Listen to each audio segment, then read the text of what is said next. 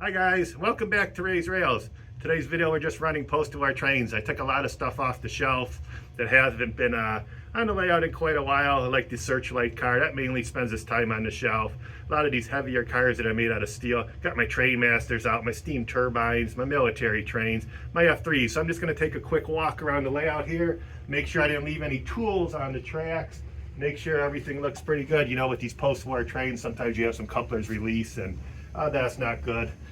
You always working on the layout. I hate to just put the tools down where I don't want them or get a little bit of sawdust on the layout. Make sure my switches are good. That looks pretty good. None of the accessories dropped anything on the table. So I think we're pretty good.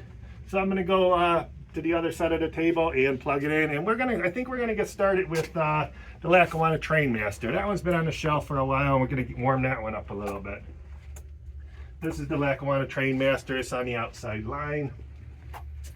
Junkyard still looks pretty good. Some of that stuff falls. One thing I did notice with that junkyard is this gantry crane comes with the Lionel blanks, the steel blanks. They're in like the little eye shape. I saw those online finally. I was surprised that, I know we're getting off the subject, but for a bag of those blanks, it's like $75. I was really surprised. That must be a limited edition product, but let me know in the comments if you have those or if you know a place that remanufacture those. And okay, so we're going to start off with the Lackawanna Train Master.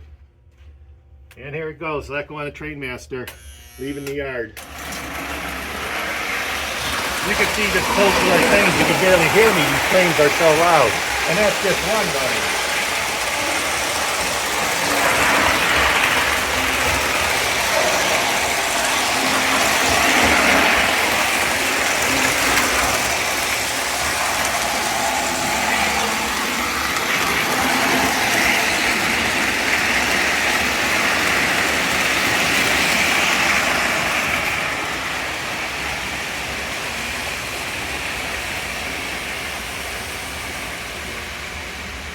Now you can see we have my U.S. Marines train running, and it's starting to get a lot louder down here. I notice when I have guests over and all the trains are running, you don't think about it, but you're screaming to your friends about the layout. And I'm going to start up the F3 now.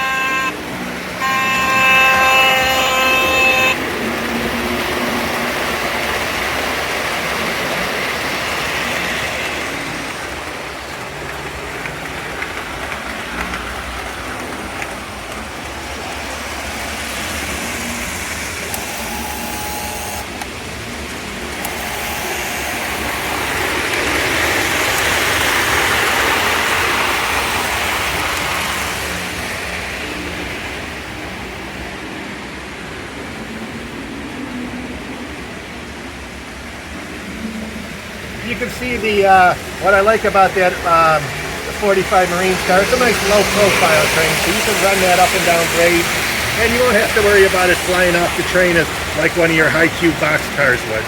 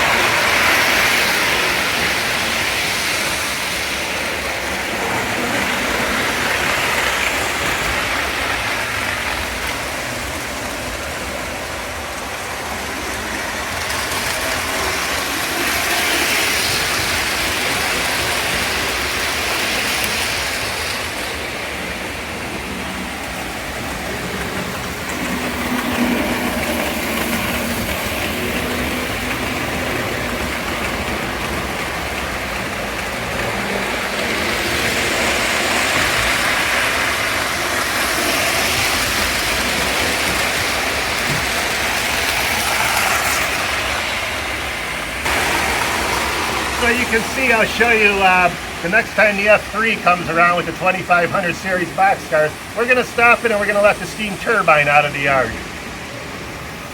So you see I'm sitting here in front of my control panel.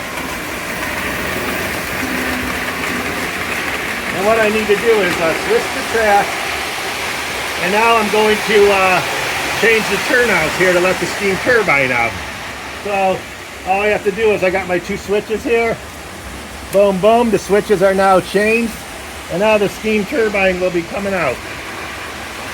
So here we go with the steam turbine.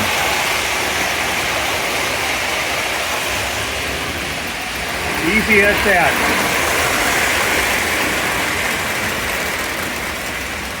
Alright, so we're going to let the steam turbine go. And now we're going to bring out the marine Elko. So I'm going to let the train master go around one more time and we're going to switch that track.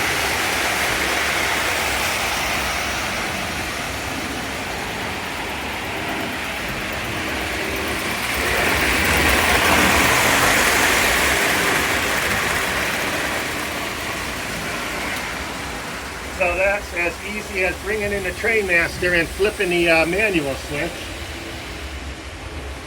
So we have to flip the manual switch.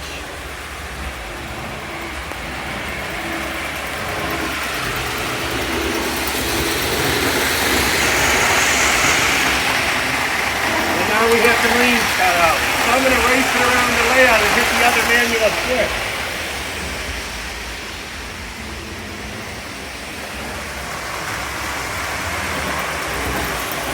And here we go.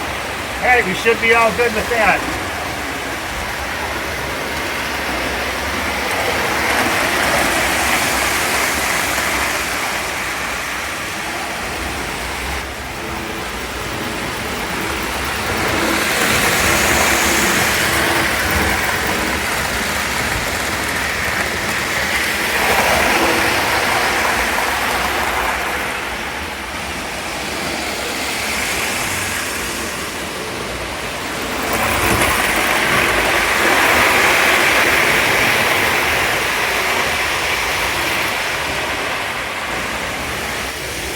Yeah, so you can see these trains are really loud.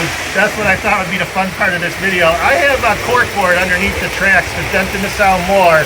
And the ballast that I use is rubber ballast. So these tracks are, they're encased in rubber ballast. And this stuff is made by, I think it's Scenic Express.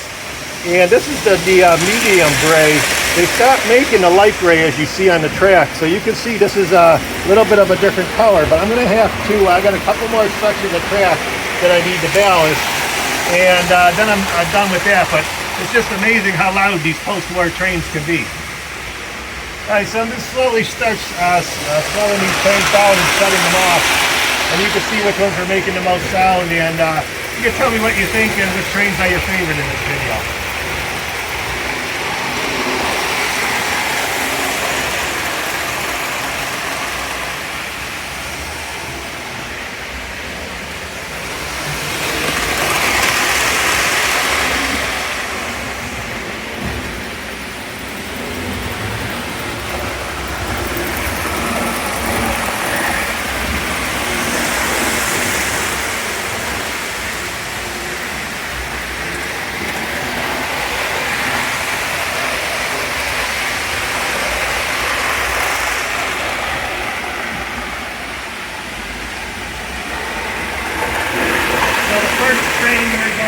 When it comes around in front of me, the first train we're going to stop is the Marine Corps train. That one's on the remote on the inside track.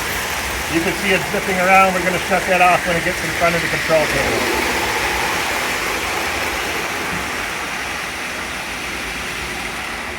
So now we have that train stopped. We have two trains running now. I am going to stop the steam turbine next. I'm going to let that go into the yard so it'll be nice and safe inside the turnouts.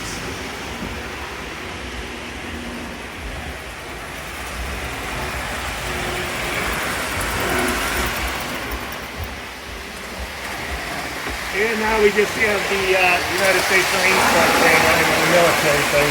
That one's on the outside. Now we only have one train running. You can see the decimals are starting to lower in the basement. We're going to stop that one in the yard. And there you have it. I'm going to back that one up a little bit. It actually grew in a little bit too far. All right. So you can see there you have it. We have the post-war trains running. Those are most of my post-war train collections. I have a couple more on the shelf. I have another, I didn't put my Wabash out, but that one's usually on the track. So that one's been running lately. But yeah, I think that was a pretty good run. I'm glad I got to run these out. I'll probably leave them on the track for a couple more weeks and play around with them. These trains you can't just let sit on the shelf, you know, for years on end. I like to let them warm up, let the lubrication spread out a little bit, and you know, it's a lot of fun to bring them out too. All right, guys, thanks a lot for watching Ray's Rails. I hope you enjoyed the video with the post-war trains, and let me know what you think in the comments. Thanks a lot for watching Ray's Rails. Don't forget to hit that subscribe button.